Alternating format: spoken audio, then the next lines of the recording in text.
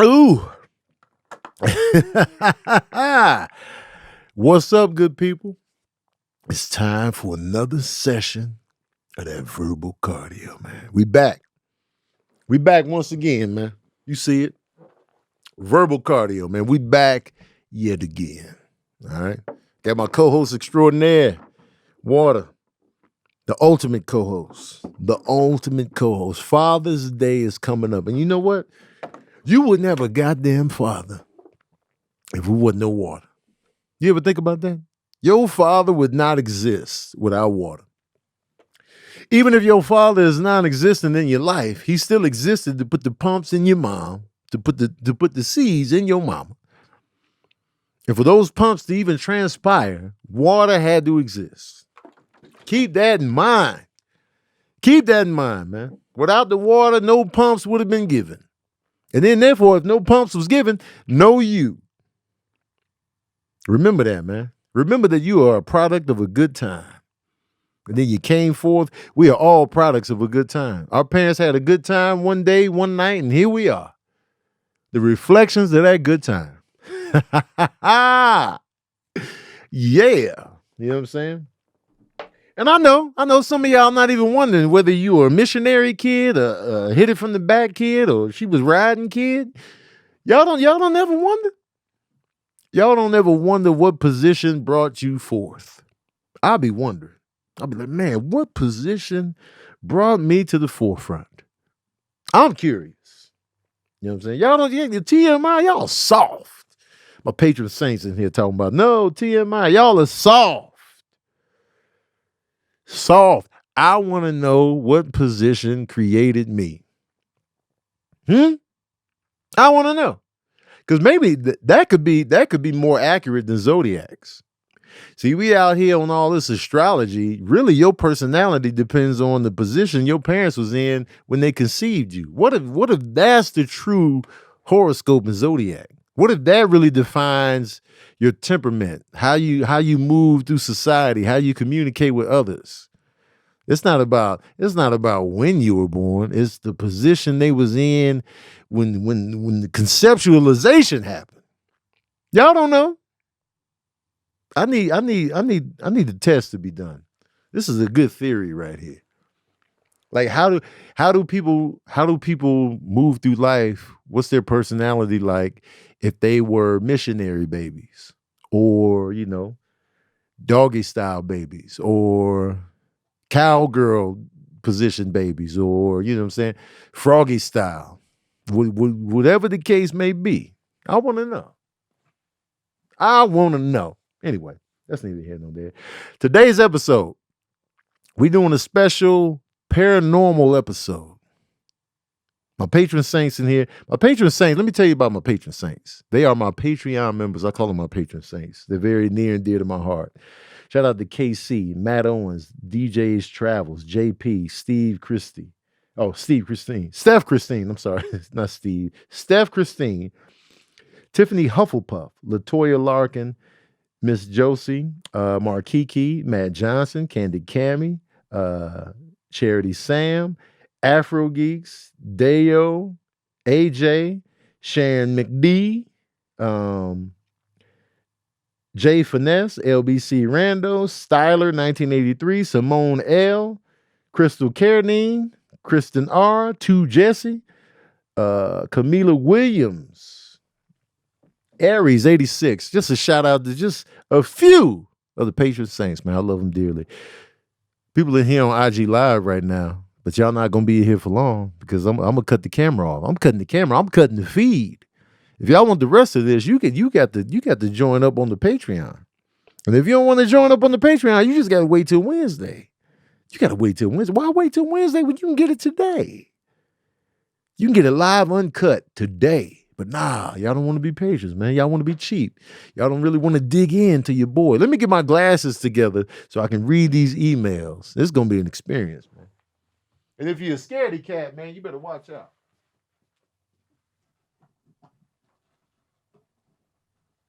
Oh. Yay. It's serious business in here today. I got the glasses on.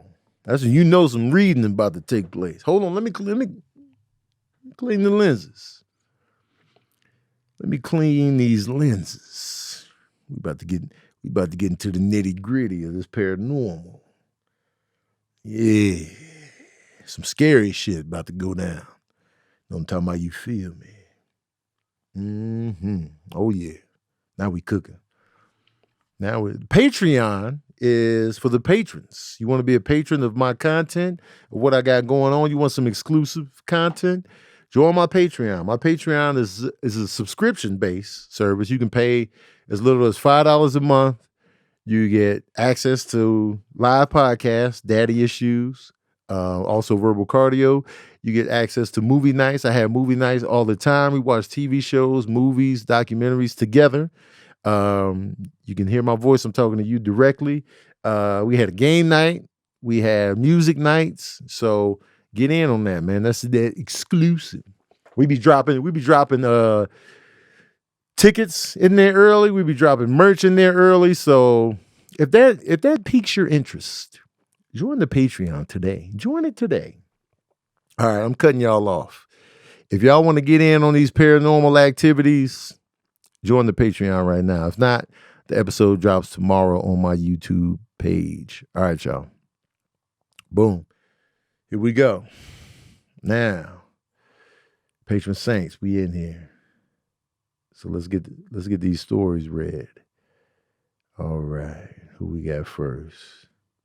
Okay, this first story is from Matt Owens. All right, yeah. Ooh. Oh, Amir. Yeah, we creepy now. We creepy now. All right, here we go. Shout out to Matt Owens, first of all. Okay. I was 12 years old, and I spent the night at my friend's house around the corner. Now, my boy's house looked like the kind of spot that would be haunted. 3-story house with a basement that was pretty run down, like old creaky floors, peeling paint, and dingy carpets. I had spent the night there at least a dozen times before, and never anything creepy happened, but this time ended up being my last time. We was just hanging out playing video games and chilling, then everyone went to bed. I got up in the middle of the night to go to the bathroom and head through the kitchen and down the hallway wiping my eyes because I'm half asleep. Then a woman in a nightgown is walking towards me from the other end of the hallway and walks right through me. I got a really cold feeling when it happened and turned around and there was no one there. I went back to the living room, grabbed my stuff, and walked my ass home. Next morning, my boy comes to my house asking what happened, so I told him.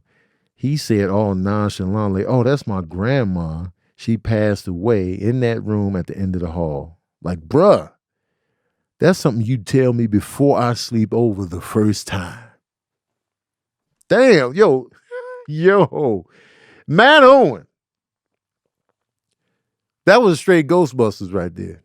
You got slime. You had ectoplasm on you. You had a ghost actually walk through you, bro.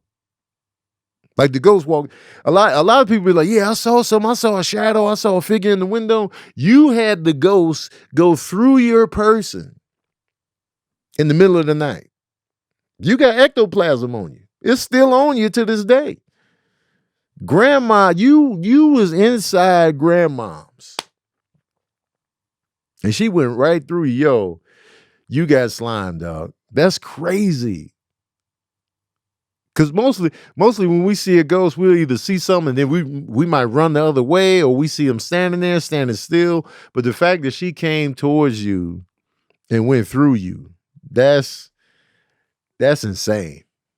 Like, that's one of the coldest ghost stories I done heard. Like, you better not be lying either. You better not be lying with that one. Because, boy, that's a good one right there. That's a good one right there. Woo, shit. Grandma walked through you, man. Grandma walked through you. She saw everything you had for dinner that night. She walked through your whole person.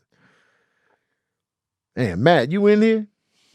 Now, first of all, I love how Matt responded. Matt was just like, I'm out. Matt is that dude in the horror movie that we all claim to be. No, ain't no pause. You are the guy in the horror movie we all claim to be, where something weird happened, you immediately left. You didn't trip. It was no fanfare. You grabbed your shit and walked your ass home in the middle of the night. You was just like, you know what? Nah, this is what we not doing. Calm. I just picture you calmly collecting your shit and getting the hell up out of Dodge. You was like, yep. Grab my little, get my little stuff. Hell no. And then you walked home. You walked home. You was like, yep. Mm-hmm. No screaming. No fanfare. No knocking shit over. No, you didn't even wake up the rest of the house. You just left. Did you lock the door when you left? Did you lock the door when you left? And also, Matt, did you ever go back over there during the day? Did you ever just go back over there to hang out? Or was that the last time you was there? Okay, so Matt was like, never again. Never again. Matt was willing to lose a friend over this. He was willing to be like, yo, I will never visit you again, bro. If you have a problem with this, we can end the friendship here, but I will never come back to your house. You was willing to make that move if necessary. Great story, Matt. Thank you. We dipping into another one. That's the way you kick it off right there. Matt wasn't bullshit, man. He gave us the ectoplasm off the top. All right. Oh, wait. This is a test run. Hold on. Okay, boom. Okay. We got a story from Tiffany Holder. Here we go. Oh, yeah, man. Tiffany Holder. Here's your story right here. So she got two stories. First of all, she got a sequel for your ass. At 13, I saw my first and only ghost. My great-grandfather, affectionately known as Papa, died, and we traveled to Atlanta for his funeral. My mom, her boyfriend, and me were staying in a hotel room. I woke up in the middle of the night to Papa standing at the foot of my bed staring at me. I screamed.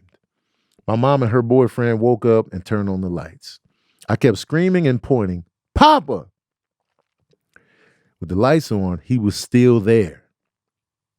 My mom kept telling me no one was there and to go back to bed. I said, how can you not see him? He's standing right there. Frustrated, my mom said, go to bed and turn the lights back off. Papa continued to stare, not saying a word. So I put the covers over my head. Somehow I managed to fall asleep. When I awoke in the morning, he was gone. I told my mom he really was there last night, and she said, don't worry, he was just saying goodbye. That's story one. I'm gonna light your granddad up after this, but I'm gonna read the second story before I light him up because he a cold piece for that. He could have said something. When you say goodbye to people, you say it. You don't just be staring at them. Come on, man. I ain't never just said goodbye to somebody and just be like, no, say goodbye, goddammit. Use your words. Please. Story two. My mom was a teen mom, and my grandma took it upon herself to take over. So because of how much time I spent with my grandma while my mom was still in school, I spent the first 3 years of my life thinking my grandma was my mom and my mom was my sister. My grandma then died when I was 4. After then, she would visit me in my dreams at every birthday and just talk to me and listen to how my life was going. There was always a bright light in the shape of an angel standing nearby. I just remember feeling enveloped by love in her presence. But she would only visit once a year and always on my birthday until I turned 11. At 11, my first sibling was born the day after my late grandma's birthday, and my mom named her after my grandma. She looks just like her, and people have said she has that same indescribable loving presence. I've always thought it was odd my grandma stopped visiting on my birthday when her namesake was born. So what you're saying is, Tiffany, you thinking that your grandma is back in your sibling? I mean, That's kind of a fair assessment if that's where you're going with this. Because given the fact that your grandmother all of a sudden stopped coming on your birthday when the new baby was born with her namesake and the same energy, I'm thinking I think she re-upped. I think your grandma re-upped in your sibling. So she is here in your sibling. Your sibling is your grandma. That's my theory. You know what I'm saying? I feel like she was like, yo, I'm coming back. If I got to come back through another child, so be it. Honey, child, I'm coming back. And your grandmother was like, we back. That's crazy, though. I'm still mad at your grandfather, though. Papa, I got a bone to pick. I got a bone to pick. You ain't gonna be standing at the foot of my bed just looking at me like this. Grandfather, uncle, cousin, brother, son, talk to me. Talk to me. Say something, man. Because if I know you going, you just gonna be standing there the whole time. Please, just I can calm down if you talk to me. Because I don't know what your intentions are. I don't know if you've been sent to take me with you. I don't know if we got beef. I don't know if I don't know if it's really you. You could be a demon disguised as my grandfather. You could be Papa Demon for all I know. I need you talking to me, man. I don't like to be stared at anyway. So if I don't like to be stared at while you alive, I damn sure don't want a dead person just staring at me, man. Talk, holler at me. Holler at me, say something. Please give me something. Give me something to work with. Now, mind you, you know, as y'all all know, I lost my son. So I'm thinking about my son 24 hours a day. And I always be imagining like, yo, what if I saw Serene? What if I saw Serene? What if I saw Serene? And like, I'll be thinking about that all the time. Like, what if I saw him standing here? What if I saw him right here? What if I saw him right here? I'm always thinking this 24/7. So now if I have a moment to where he's at the foot of my bed, I'm hoping. Please talk to me, Serene. Talk to me though. Please don't just be standing there looking at me, bro. You too tall. You big. You was tall. I gotta get used to it. I gotta get my feet together. I gotta get my thoughts together. Just don't be standing there. Stall your pops out, man. Say, hey, pops. Say something. Don't just be looking at me, man. Because then I'm going to rule out. He too big, man. Serene was tall, man. Arguably taller than me. I'm 6'2". And if he come back the way he left with the hair, I need to get my feet together. Talk to me, man. Make it easy on me, man. Just be like, what's up, pops? You know what I'm saying? This, that, and the third, please. And so KC says sometimes the voice is scarier. That's fair. The voice could be scarier depending on the type of voice that they had. I feel like my voice, I don't know, my voice makes people laugh immediately. But if you heard my voice in the middle of the night in your house, it might hit a little different. It might hit a little creepily. You know what I'm saying? So I don't know. But just talk. Just don't be staring at me though, man. I need something. I need something else. The stares just, I don't even like it when Midnight stare at me. He a cat. I just need something else. Great story, Tiff. Thank you for sending that in. Man, Tiffany, man. Great stories. All right. Let's go to another one. Let's see what we got up in here, cat. Ooh, right. Steph Christine. This is your story. Yeah, I'm here working the lights, man. Hell yeah. Stephanie Christine. I was in high school, and I was always the first person in the family to get home. My little brother got home about 15, 20 minutes after me. I always believed that our house was haunted because my room was in the basement, and whenever I was the only one, I would always hear footsteps and doors closing, and I would think someone came home. I would go upstairs to see who it was, and no one would be there. But I would always convince myself that it was just the house settling. First of all, the house settling. Come on. So one day, I get home from school and I lie down on the couch and I'm in the living room and start scrolling on my phone. After about 5 minutes, I hear the doorknob begin to jiggle as if someone were unlocking the door. So logically, it has to be my little brother. He must have gotten home a little faster today.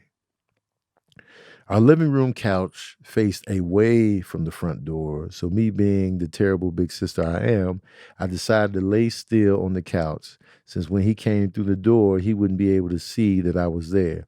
And I wait for him to get close enough, and then I was going to pop up and scare the shit out of him. As I'm laying there, I hear the keys in the door. I hear the door unlock. I hear the door open and then close. After that, I hear what sounded like his backpack hitting the floor. And next, I hear the footsteps. Footsteps walking right up to the couch. And once the sound got close enough, I pop up and go, boo! But the joke was on me because, to my surprise, there's nobody there. I'm frozen. And then I call out his name, no answer. Maybe he figured me out and decided to play a prank on me. I checked the house for him. He's not here.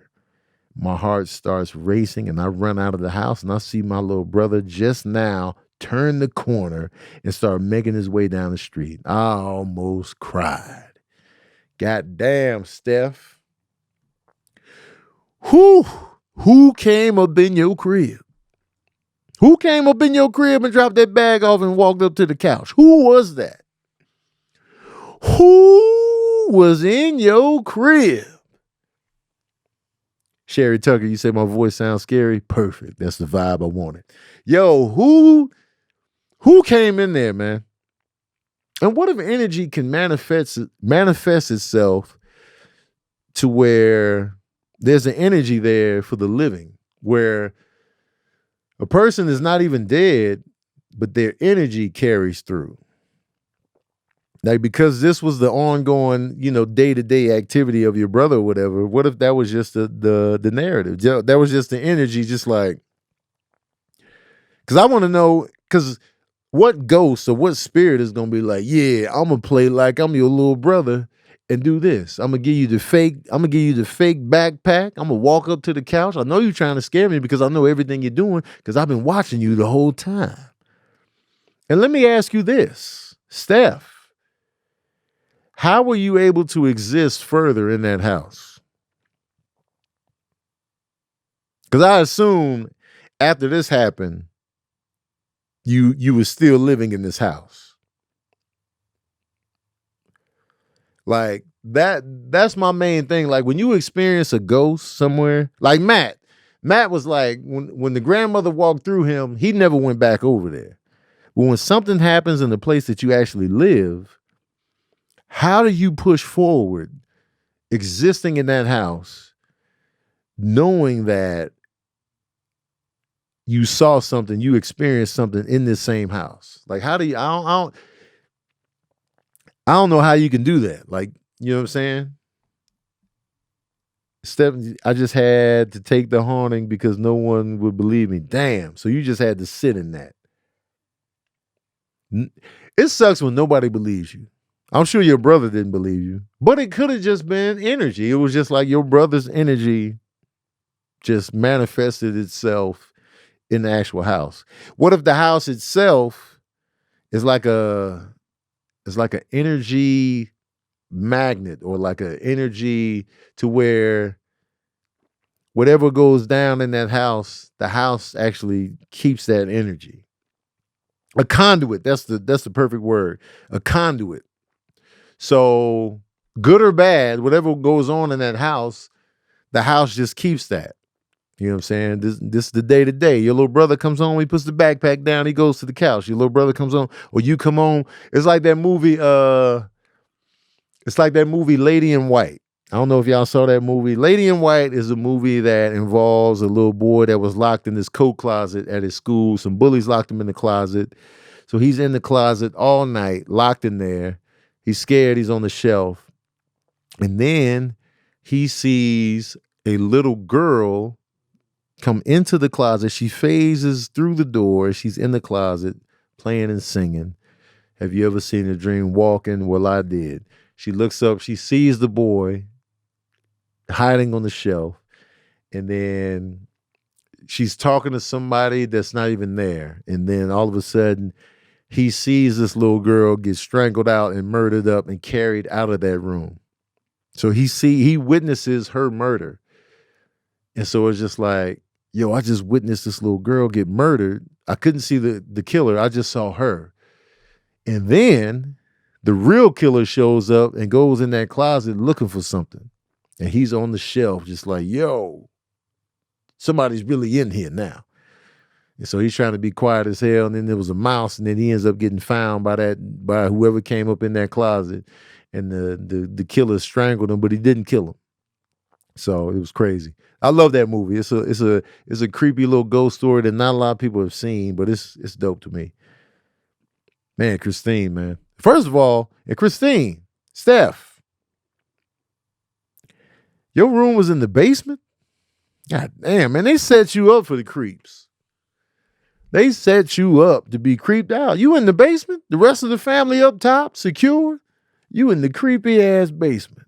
Although, I will say, I love basements. So my room being in the basement, I wouldn't have a problem with. I've lived in the basement before. But damn, man, one false move, the basement can be creepy. Anyway, let's do another story. Here we go. Jorge Hernandez. Thank you for the story, first of all. Yeah, Amir, thank you for the lights. Here we are. Hey, Tony. From the time I was little, I've always experienced strange phenomena. I remember as a toddler, I would hear footsteps in the room that I shared with my older brother. On occasion, I would hear a male voice whispering my name. We thought the house was haunted, but when we moved down the street, it seemed our friends followed us. Our toilets would flush by themselves. We'd hear footsteps on occasion, and we'd see shadows pass between the rooms of the house. My dad would wake up in the morning around 3 a.m. to be at work. He often would check in to see if we were sleeping. One night I awoke and stared at the door waiting for my dad to check in. The door opened and I saw a silhouette of what I assumed was a demon. It had horns and an array on his head, and his eyes were a pale red. As it stared right at me, I pulled the covers over my head and began shaking. After a bit, I heard my parents' bathroom door close, and I heard my dad coming out of his room. I peeked out of the covers to see my dad peeking in. He asked me why I was still awake, and I told him what I saw.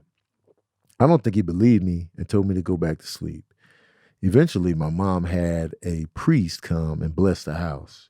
After getting the house blessed, I didn't see or hear anything odd until my late teens. I was around 8 years old when we moved to that house. To this day, I still sense things. A couple years ago was the first time in many years I've seen anything.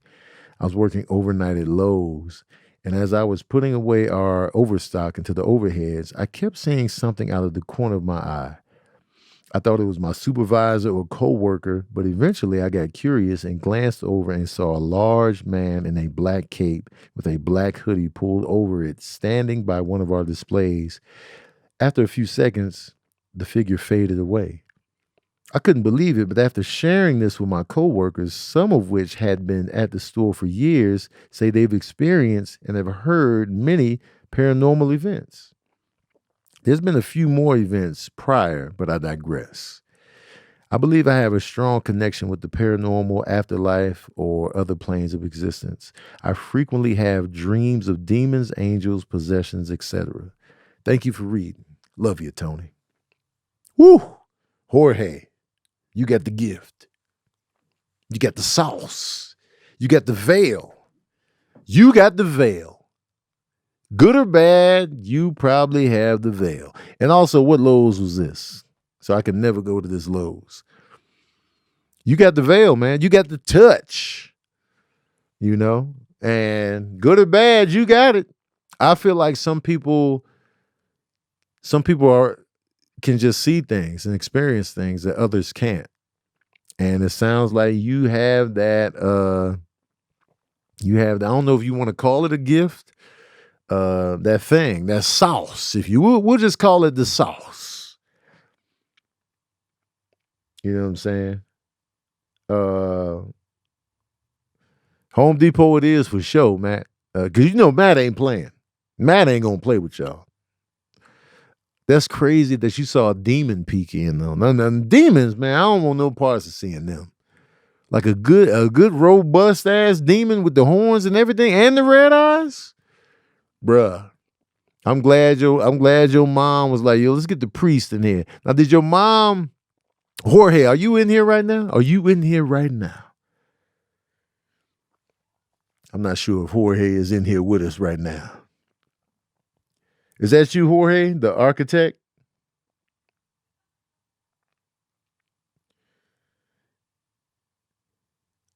Let's see if that's him. Okay, so let me ask you this. Did your mom bring a priest in because of what you saw? Oh, I don't like Fresno anyway. Did your mom do that because of what you saw? And also, did you share what you saw? Or did you just keep it on the tuck?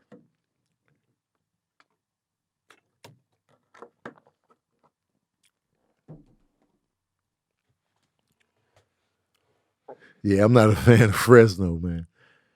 No, you shared. Okay, so your mom was like, all right, let's get a priest in here. So it sounds like your mom believed you, which is dope. And it sounds like the priest, it was everything that was going on. Got you. It sounded like the priest did a good job then, since you never really experienced anything like that after that. That was dope that the priest was like, all right, he came in there, he said his words, he came in there with the sage, he had that going. He was like, man, let me get y'all right. You know what I'm talking about? He did his Latin, he did his things, and he was just like, and that demon was like, you know what? I'm out anyway. That demon was pissed. Once the sage and the priest came in, that demon was like, oh, this is what we doing, huh? That demon had a cigarette. He had snacks in his hand. You know what I'm saying? He had those horse legs. He was just like, oh, so one of y'all snitched on me, man, let me get my shit, man. I'm going to go somewhere else where I'm appreciated. I'm going to go up in the house when they don't care about religion. How about that? I don't need this house. And he went down the street to that toxic-ass house. It was the perfect environment for that demon. But your house, your mom just had to call the priest. Mom just had to call the priest. And now look at him. He out on the streets. But that's crazy. That Lowe's, the Lowe's creature that just stands there in the hoodie and disappears? Nah, that's why I don't go to Lowe's, man. That's why I don't do home repair. That's why I'm not handy, man. I heard about the demons and ghosts that be at Lowe's and Home Depot. This is why I don't do it yourself. See, when you're doing it yourself, you're playing with some dark spirits. All that do-it-yourself energy, man, look out. They in there with screwdrivers and hammers and tape measures and the little balance joints. Yeah, let me help you set that up. Man, look out, man. So be wary of demons that pull up with the tape measures. Oh, hold on. Jorge says, funny story, he came again when I was in high school, but didn't bless my room because I had pinups. Oh, so the priest came back when you were in high school. Oh, you had the pinups. You had the ass and titties on the wall. See, the ass and titties gonna keep the priest at bay. He's like, nah, you got ass and titties in here, man. I can't holy water this room up. You got ass and titties out here, man. And for me, I think ass and titties is biblical. I think it's holy. That's how God made us, man. Ass and titties, man. That's how God made us. Now, if they was fabricated ass and titties, if work was done, then I can get it, because then now we getting sinful. You know what I'm saying? Because you working out of pride and vanity and lust is coming in. But you know what I'm saying? Ass and titties is just ass and titties. But that's neither here nor there. I don't know how the priests work, but thank you for sharing your story. All right, let's do another story. Let's get another one going. Good. All right. This one is from Mason Gregory. All right. What's up, Tony? I just want to say I love your stand-up and your content. I sat front row in Birmingham. Thank you, first of all, Mason, for pulling up in Birmingham. I had a good time in Birmingham. I think Birmingham is haunted, by the way, but that's neither here nor there. My ghost story comes from 2019 when I was living in Clarksville, Tennessee. I was sharing an apartment with my boy and sharing a room with my girl while I was in college. My first encounter happened when I was asleep one night and was awakened by my dog Rocco barking towards a random corner in the room. He was a puppy at the time, so I didn't think much of it, and also didn't see anything in the corner. But I should have taken heed. My next encounter happened while I was napping after working an overnight shift. In my dream, I was in the exact same room, in the exact same position in real life, but everything was fuzzy. All of a sudden, the door busted open and two shadowy figures were standing in the doorway and rushed towards me. I woke up before they got me, but it felt real. Things came to a head one night after my girl and I had just had an argument and were talking through our problems to come to a middle ground. As she was talking, I heard an ominous voice whisper in my ear, "Listen." I shook, I froze and looked at her, and we non-verbally came to an agreement that we heard the same thing, which was scary because she had hearing loss in one ear. One night, I was experiencing sleep paralysis and decided to pray whatever was over me away. As I was praying and asking God to bind up whatever evil spirit was over me, again I heard the voice, this time saying, "No." I just kept praying, and after I said amen, it was gone and the room felt lighter. I know it's kind of long, but I just thought I'd share it with you and the Baker family. Man, that wasn't long at all, dog. Damn. Mason Gregory. Now I want to know if that voice is friend or foe.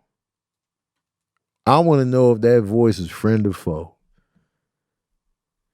Because when it said listen, you know what I'm saying? Maybe you needed to listen in that moment when you and your girl had an argument. Y'all was trying to find middle ground. Maybe you wasn't listening enough. Maybe somebody in that equation wasn't listening enough.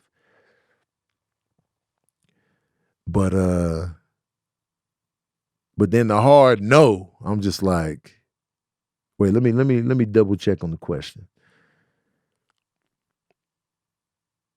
Oh yeah, because you were praying to get those spirits away from you, and they was like, no. So it's like, is this voice good or bad?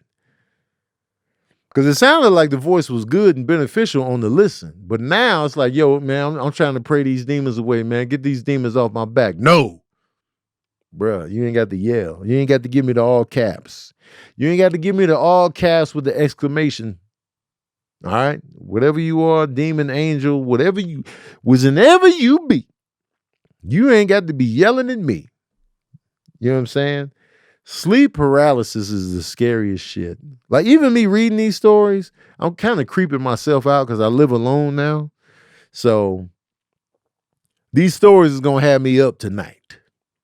You know, I don't know if I should have did a paranormal episode. But you know what? We out here. All right? I got the cats. I got the pistol. But I don't know if I should have done this.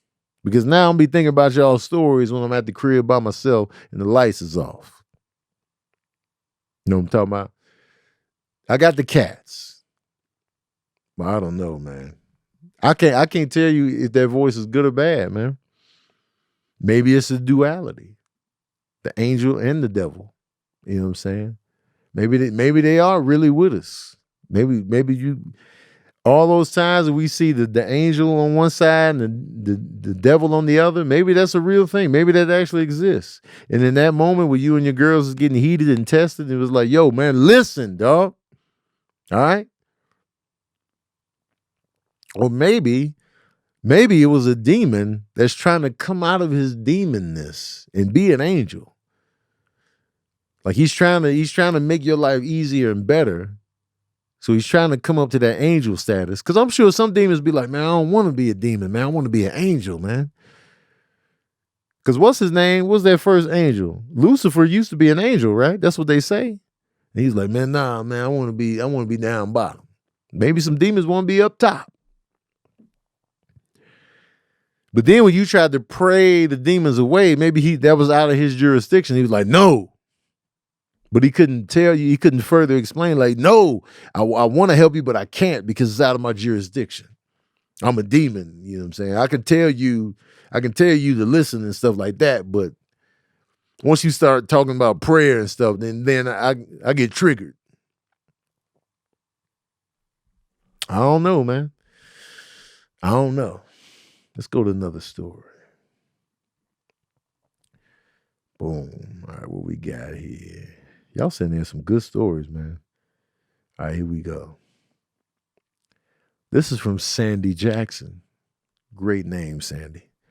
All right, let's begin. Hi, Tony. When I was in high school, my mom and stepfather used to leave me home alone frequently. I had 2 Yorkies who always come to my bedroom door crying to get in. I let them in and shut my door again. If I hear noises as if there were other people in the house, though, but no one was there. I later learned from my stepfather our apartment was being haunted by his father. This is about to get dark. So my stepfather used to molest me from the age of 13. It was around that time that the paranormal activity started. I told my mom about the noises before I told her about the molestation, and she had her friend come over to assess the energy in the home. Her friend said she immediately sensed paranormal energy upon entering the house. She said the spirits weren't there to harm me, but to haunt my stepfather. From that moment on, I felt protection and even the courage that when the molestation happened again, I got him off me, ran to the kitchen, got a knife, and well, he left and it never happened again. It was after I told my mom about the molestation that my stepfather confessed to the paranormal experiences he had in the home when he was being harassed and threatened by his father. I should add, my stepfather was born and raised in New Orleans, and his family believed heavily in witchcraft. He referred to himself as a Geechee. He passed in 1999 or 2000 from breast cancer. He did apologize to me on his deathbed. Wait, men can get breast cancer? Shit. Hold on. Not to steamroll over everything that was going on in that story. But men can get breast cancer? I did not know this. Oh shit. I got titties. I got titties out here, man. I ain't know we can get breast cancer. This whole time, man, I've been thinking about the women, man. Y'all hanging them in breast cancer really out here. Shit. Oh, snap. I gotta get my do we gotta get mammograms? We gotta get our titties squeezed as men? Never knew. Never knew. All right, so okay, let me go back to the story, make sure I read everything correctly. So I was in high school. My mom and my stepfather used to leave me home alone. So boom, I would hear no. I later learned from my stepfather our apartment was being haunted by his father. Okay, so Sandy, are you in here?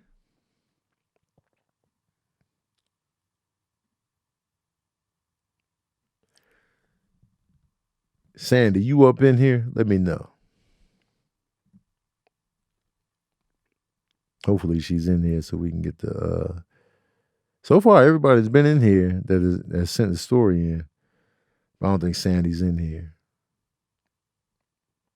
So in essence though, so the house was being haunted. The house was being what's up, Robert? The house was being haunted by his father. And his father was trying to protect her from the molestation. Is that what happened?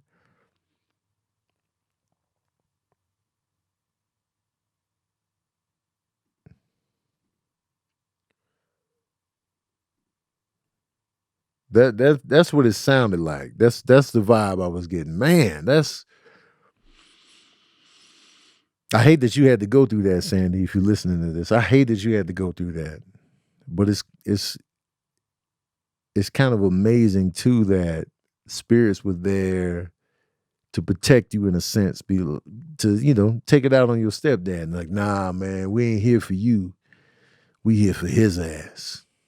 This dude right here, him. We here for him. And I really feel like energy is real, y'all. Whether you wanna believe in spirits and ghosts and the afterlife, any of that, I fully believe 100% that energy is real.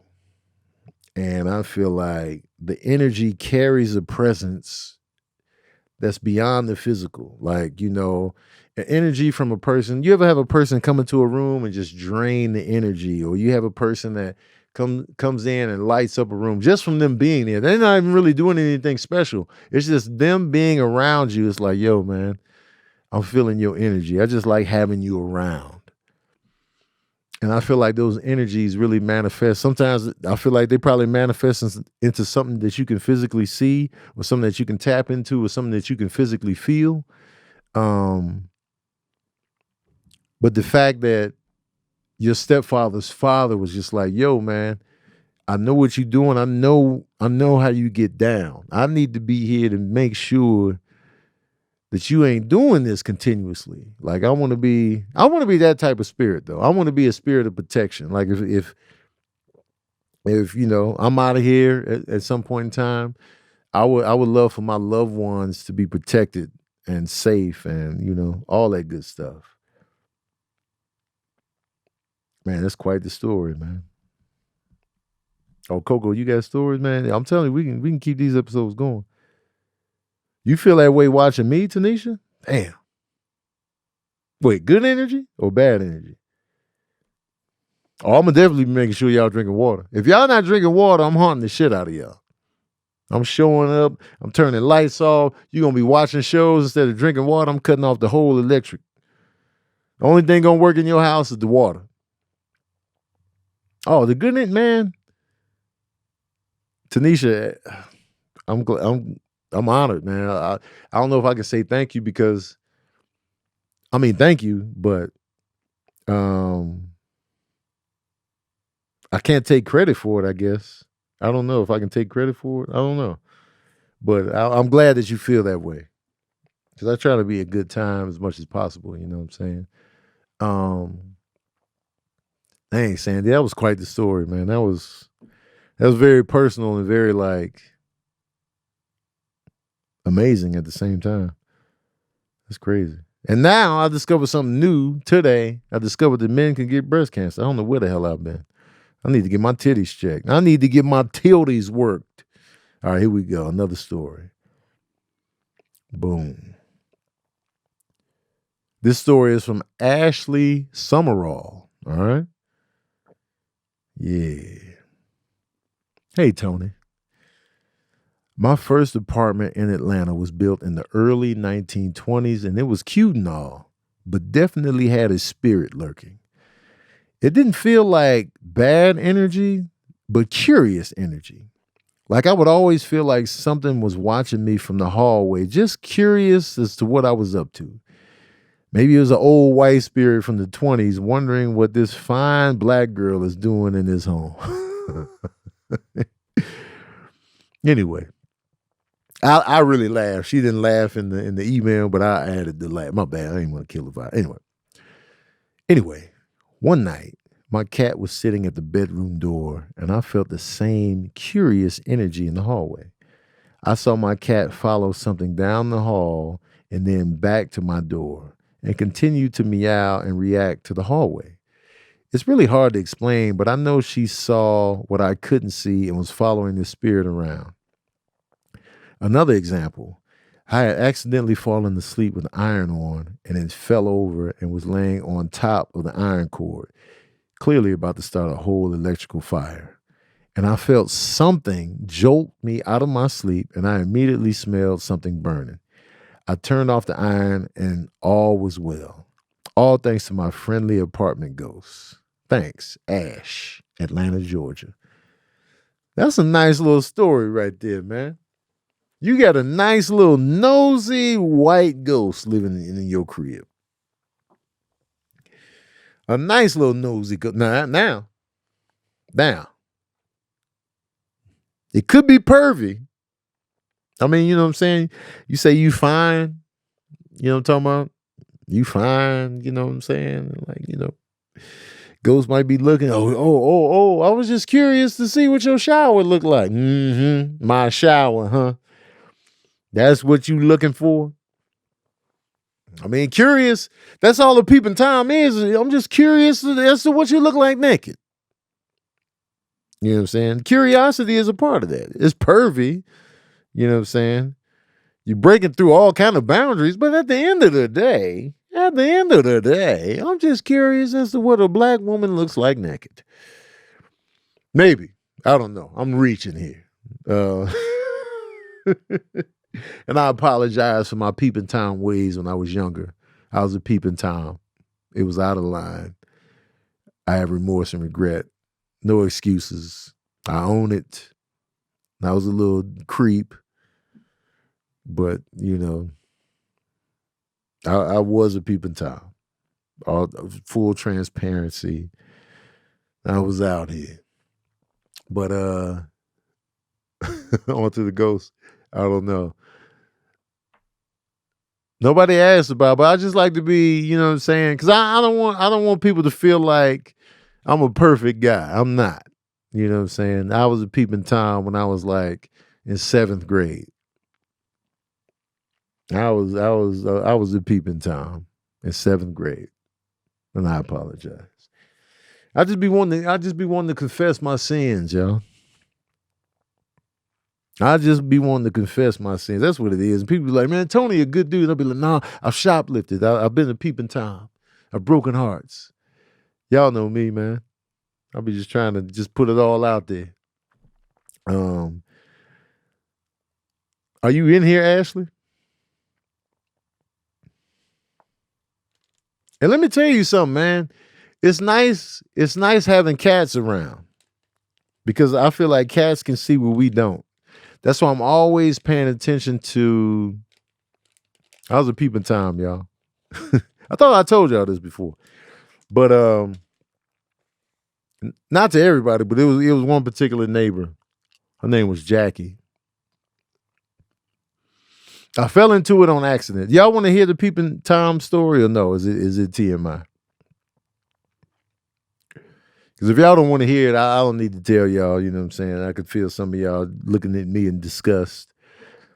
I told us about the booty grabs. Oh, yeah. I was ashamed of that too.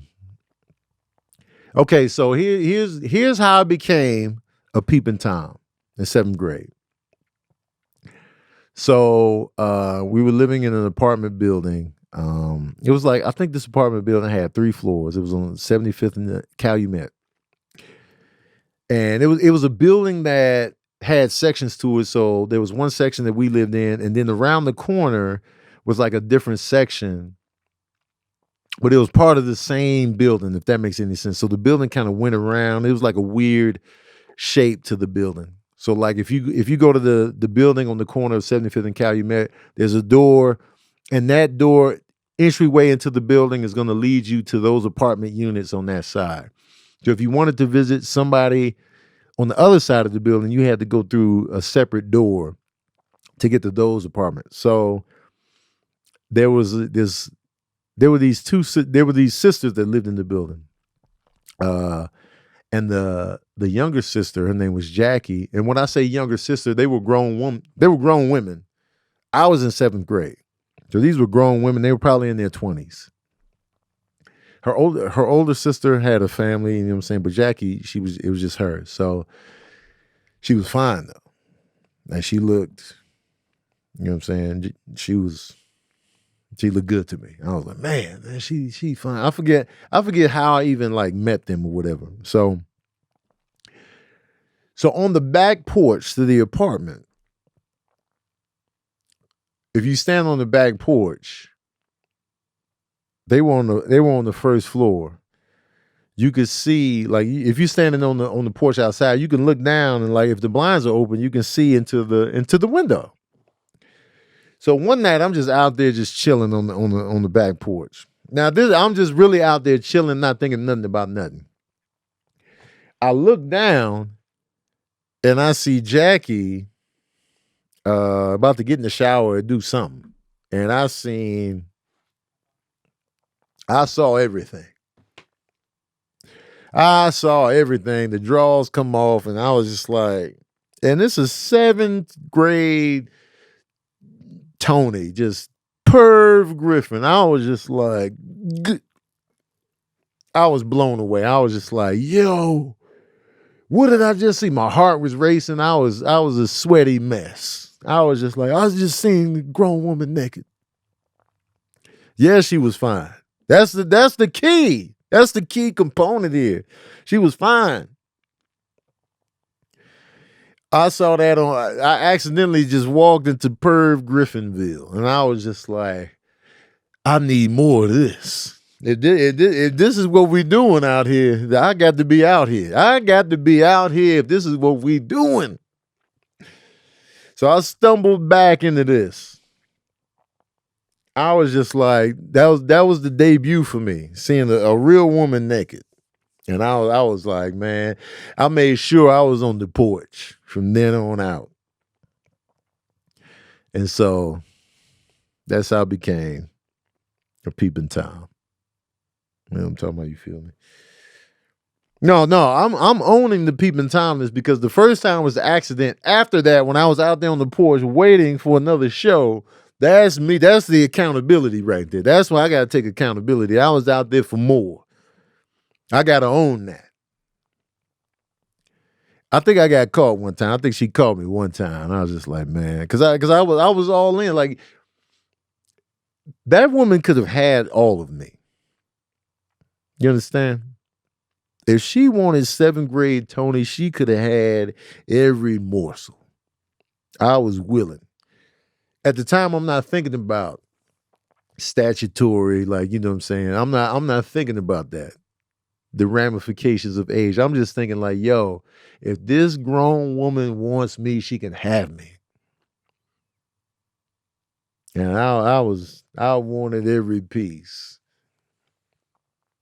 And I was all in. And a lot of kids were like that. A lot of us were like, we had crushes on. I'm just saying, ain't no Tony, please. It's rare for somebody young not to have had a crush on an adult. Acting on it is something completely different, but you mean to tell me there was no adult you've never had a crush on as a 7th grader, 8th grader, 9th grader? Nah, man. I was out. I was like, man, Miss Deal could have had me, and Jackie from downstairs. And Miss Brown. And I was just like, man, how can I get in Jackie's good graces? I don't know where Jackie is now. I don't know what's going on with Jackie now. But back then, man, listen. But that's neither here nor there, man. Stop judging me, y'all.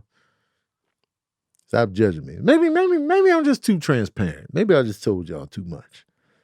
I don't know. Jackie said, because I feel like at that time, so I'm probably like,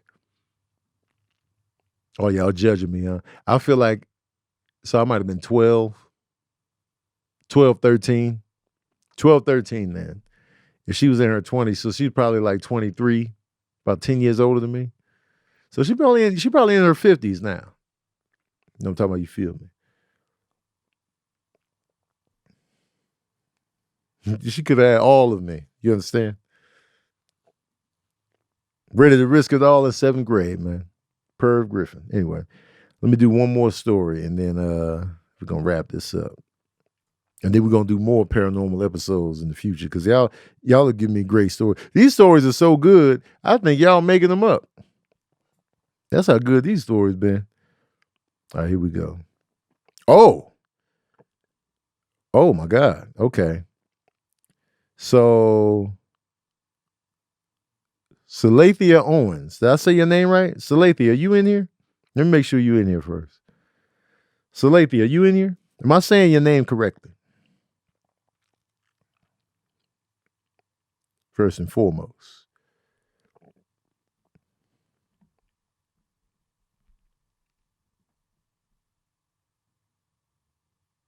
I don't know if she in there, so I'm going to just go to the story. Okay. Salathia Owens. Tony! Oh, yeah, we got to get the lights. My bad. Yeah, here we go. Tony. OMG. I could write you a series.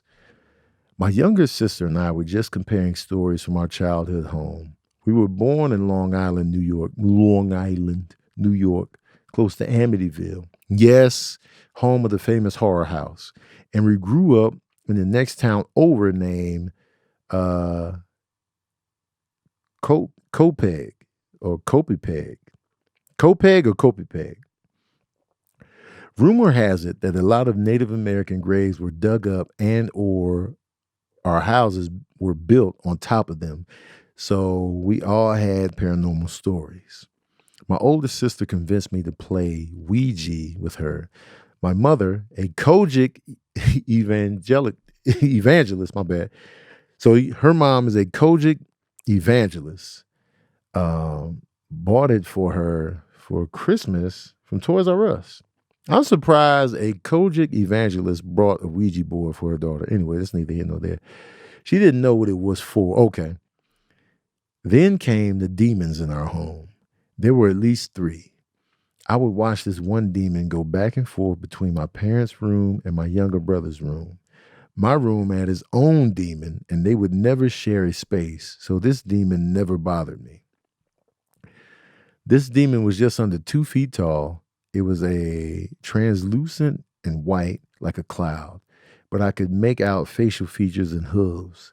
It walked hunched over and stepped slowly but in perfect rhythm.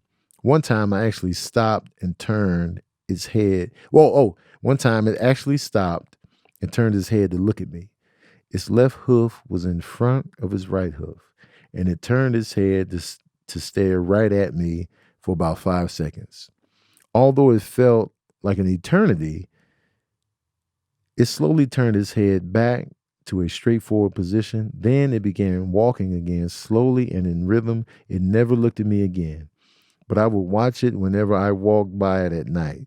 Back and forth it went. My sister is 7 years younger than I am. When she was about 4 years old, she loved to sleep on this red pull-out bed / cushion on the floor beside my parents' bed, right under a window. One night, I heard her scream for dear life. My dad is a Kojic preacher. We got up, prayed over her, and put a Bible on her bed, a DC Bible. Recently, she told me that she had screamed because the demon would come into their room, walk to the opposite side of my parents' bed, and then lean down and stare at her underneath the bed. She said all she could see was this ugly face, even clearer than a cloud. She says she never saw it again after my dad laid his Bible next to her, and she would sleep with it next to her every night. That is until we got older, and it was her turn to deal with the demon in my room. I moved on to face the demon downstairs in my older brother's old room. Like for part 2 about the demon in my room. Yes, big like. So she left us on a cliffhanger. There's more demons in the rooms. Yo, that's crazy. That's crazy. You had cloud demons in your house? Cloud demons with horse legs tiptoeing down the hallway going back and forth. Wow. And you would watch it. You would just be like, oh, here's that demon again. But I got my own over here. I got my own right here. Every room had a demon. Wild business. Wild business. You understand me? I definitely need part 2. We need part 2 in our lives. So if you're watching this, yes, we need that part 2. Matter of fact, let me like this. Let me put like in the reply. We need that part 2. We need that part 2 up off you. Come on now. Come on now. That's wild, man. Hell no. Your poor sister, though, man. To see something like that. I think certain people are built to handle certain things visually. I feel like these spirits know if what you see is going to completely destroy you, or is it something you can live with? Because I feel like, man, if I see something like that, man, I can't function. Like it took me months to get over horror movie visuals.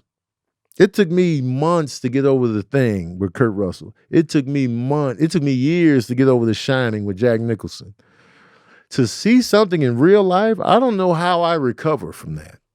Even though I'll be super curious about the paranormal and I'll be wanting to see stuff low key, I'll be wanting to see it outside of my own living space.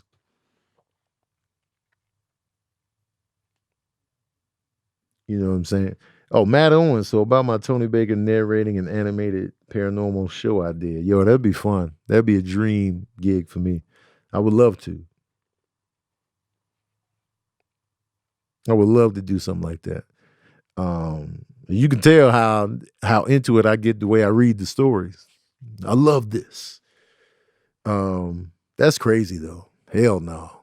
Like, how do you live in that? How do you function in these demon houses on the day to day?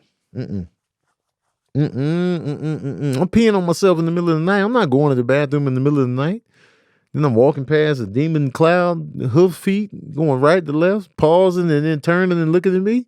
Hell no, man. I'm going to just pee on myself. I'll pee in the morning. I'll pee in the broad day. I'll pee in the broad day. I could be the next Mr. Nightmare. Who's Mr. Nightmare? Who is Mr. Nightmare? Who is that? Right.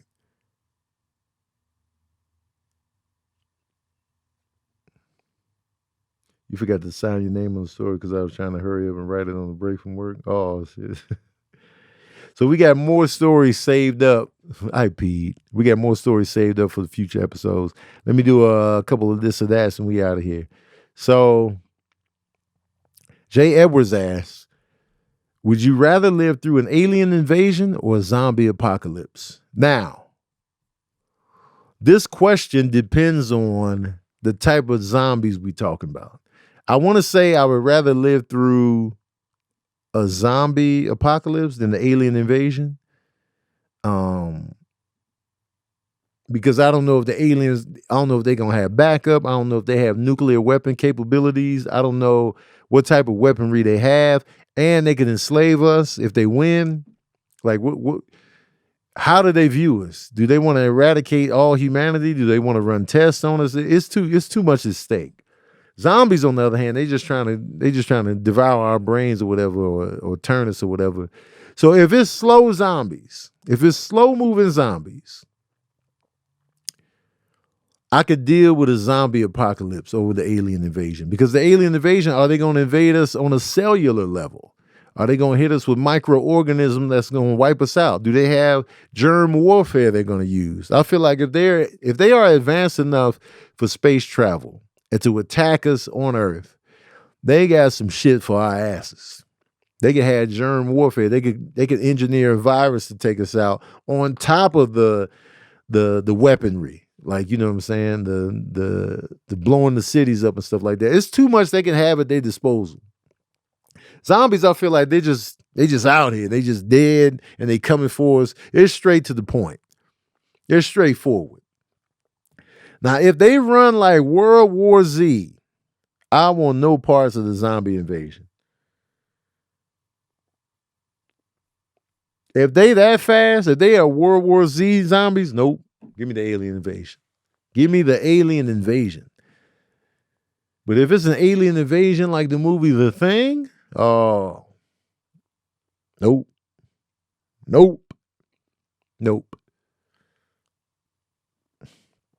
So it really depends on the speed of the zombies. That's a deciding factor right there. We can get the pistols together, we can get an axe, we can get a sword, and we can go to work. But man, I can't run. I can't be running like that, man. I can't be running like that. So I'm gonna pick alien invasion. No. I'm gonna pick zombie apocalypse though. Even if they run at a regular human pace, I can kind of deal with that. But the World War Z zombies was just too fast and too aggressive. So yeah, another this or that.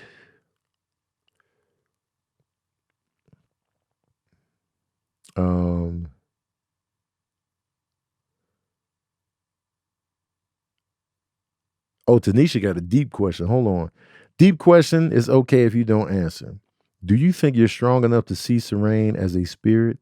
Do you think he thinks you are strong enough? I think about that all the time. Here's what I be thinking about. Like, I'll be thinking about, am I strong enough to handle seeing him? I always envision me seeing him as a spirit. I envision how I would respond, how I'm always thinking of this constantly. When I pass the pictures in the house, I talk to him. But I don't know. Maybe he knows I'm not ready. And I don't know if I'm ready. I don't know. But it would make me feel good to see him as a spirit, I think. Because then I would know, like, yo, he's still out here. He's out here. And then the part of me wonders, like, yo, if he's mad at me about anything, so he doesn't want to communicate with me, I'll be having those thoughts too, like, so I'll just be wondering a lot, like, but I would love to, like, make communication, you know what I'm saying? Because I got questions. I want to talk to him again. I miss him. So it's like, I would love that interaction. And I think I'll be able to handle it, but you never know. I don't know. Candy Cammy asks, biblical sandals or penny loafers? I remember I bought a pair of penny loafers in the 80s because Michael Jackson had penny loafers on. I wanted the penny loafers. I remember I was on my mom's neck. I was like, yo, I want the penny loafers. And when I finally got a pair of penny loafers, I couldn't wait to get the penny loafers. I was like, man, I'm about to be fresh as hell with the penny loafers. But here's what I didn't factor in. The pants you wear with the penny loafers is clutch. And the utility factor with the penny loafers. You're going to be sliding around, no grip in the penny loafers. So playing at recess is deadly now. And if you split your pants open in the middle, you still got to rock them shits because you only had one pair of pants. And the way my pants fit over the loafs, it didn't really hit the same. I didn't get the same vibe that I wanted. I wanted the Michael Jackson penny loafer vibe. But when I had the loafers on with the jeans going over the top, it just didn't. The penny loafers wasn't loafing. My pennies got ashy quick. So the penny was shiny. I put some fresh pennies in there. But once I had the penny loafers, I was like, man, this ain't it, man. This ain't it. And so I regretted getting the penny. The penny loafer phase didn't last long with me. I wore the penny loafers and I was like, yo, this ain't it. I was sliding around at recess, sliding through the halls, like, you know what? Nah. So, but the biblical sandals, though. I'm not a big sandals guy, but I could rock the biblical joints. And if I do the biblical sandals, I want more buckles and straps. I hate flip-flops. I hate flip-flops with a passion where it's just the big toe segregated and that's it. I hate them. But the biblical sandals I respect. So the more straps and buckles, the better. So I could rock the Corinthians 6s, the Deuteronomy 8s. So being that I tried the penny loafers and failed, I'm going to go with the biblical sandals. But they're going to have to be biblical. No flip-flops. We're talking biblical sandals here, where they got to support miles of walking. Yeah, give me that. Give me the Revelation 5s. All right. And then last one. Last this or that. Jay Thomas asks, Robert, I want you to say this question for another episode. This is a great question. I want you to say, you know what? I'm going to just answer it now. Robert asks, lemonade, apple juice, or orange juice? Lemonade, apple juice, or orange juice? I'm going to go with, it's tough because I love apple juice and I love orange juice. I like lemonade too. But sometimes lemonade be doing too much. There's been several times where I had some subpar lemonade. I'm taking L's on the lemonade tip. Sometimes it's too stingy, man. Sometimes it's too stingy. I don't know what it is, but sometimes the lemonade could just be a little too stingy. But apple juice be fire, though. But orange juice, I feel like orange juice is just more accessible. I feel like it complements the meals a little bit better. I feel like apple juice, when I had apple juice, I'd be feeling guilty. Like I really was just like, man, I was out here reckless. It was so good, but then I'd be looking at myself in the mirror. I don't be having those feelings with orange juice. Orange juice, I feel like I did something. Now, if you had a real apple juice where it's cloudy, where it's like cloudy looking, that's that real apple juice. I could go either way on apple juice and orange juice, but to pick one, I'm going to go with orange juice with the pulp in there. I want to feel the orange, granules or whatever you want to call it. I want to feel those pieces all up in my OJ. Yeah, I'm going to go with orange juice. Barely, though. Barely. But apple juice is a close second, goddammit. I got lemonade third. No disrespect to Beyonce's album. You know what I'm talking about? You feel me? But that question, Jay Thomas, I was about to ask, would you rather be known as the best actor in constant terrible movies or the worst actor in constant blockbusters?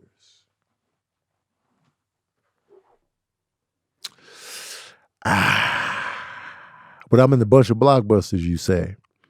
I would rather be the best actor in terrible movies. Give me that.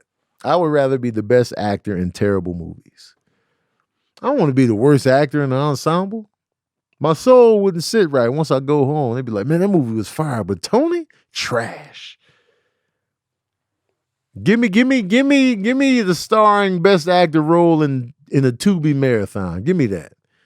Like, this movie is terrible, but Tony is delivering. I'll take that. Let me get that. Man. Boys in the Hood 5. Doughboy's Revenge was terrible, but Tony Baker, he delivered. I believed him. Give me that. Give me Tubi Tony, man. Tubi Tony. Give me that, man. Let me get that. Let me be the best thing smoking in a horrible movie. That's my answer. God damn it. That's my answer, man. Because I would hate to be, man, this is the highest grossing movie of all time. But that one actor, every time he came on the screen, I threw up.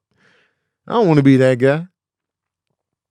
Even though the movie is super successful, I'll be like, yo, and then they see me on the street. Yo, you that terrible actor to be messing up these good movies, man. Why don't you just quit? Why they keep casting you? That shit's going to hurt. I'd rather be in somewhere that's like, yo, I know why they casted Tony. This movie sucked. He's the best thing in it. Without him, I wouldn't even watch the movie. Give me that. I'll take it. Anyway, y'all. Tubi Tony. I want to thank y'all, man. Shout out to the patron saints, man. Shout out to everybody that emailed me a paranormal story. Thank you so much. If you have more and they're personal and they're really your stories, send them in. The email, I'll keep reposting the email, but I think we're on to something here with these stories, man. Shout out to everybody whose stories I read. I hope I did them justice, saying it out loud. Shout out to my patron saints, man. I appreciate y'all. Spread the word about verbal cardio, and let's get this show cracking, man. Let's get this show rolling. I want to tell y'all that I thank y'all, appreciate y'all, love y'all passionately in the shower, and thank you for tuning in to another session of that verbal cardio.